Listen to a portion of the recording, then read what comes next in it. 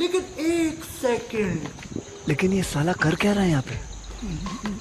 पीछे देखो, पीछे पीछे पूरी बात हमको कौन है दादा काजी देवर जी रहे हनी आई देवर बाबू रवा से कैसन शर्म हम कोई कोनो दूसरा अड़ सुन तब का कहीं लजाइए गुलनी आई और नहीं बैठ जी तनी और लंगड़ा के का रवा से शर्म करे के बा का कहलू भौजी बड़ी पेट खराब हो गई बा।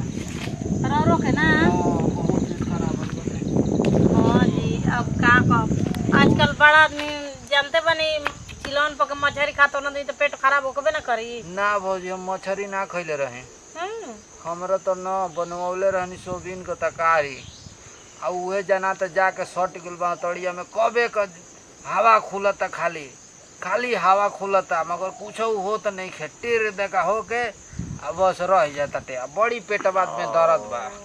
दवाई खा ली? अरे का कहलू दवाई खैनी है तब कुछ आराम नहीं खे।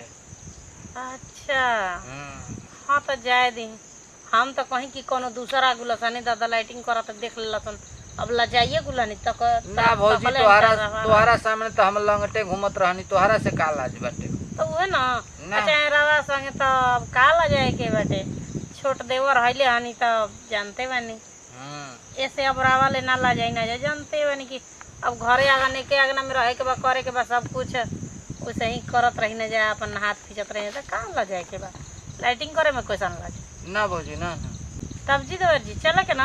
हाँ अब हो गए नहीं चले के सरवन के बैठल बना से के जरे लंगड़ो एके बैठल बा। अरे का रे तोरा तनको सहूर नहीं के भौजी संगे अपन बैठल वाले अरे तब मैदान लग रहा तो चलिए नहीं है एमा कौन बाटे एके जरिए बैठ के एकदम आमने सामने का कर तुम सको।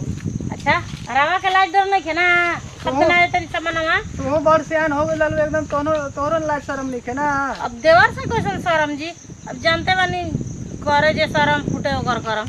अच्छा हम जाते नहीं लंगड़ा के बाबू ले कह है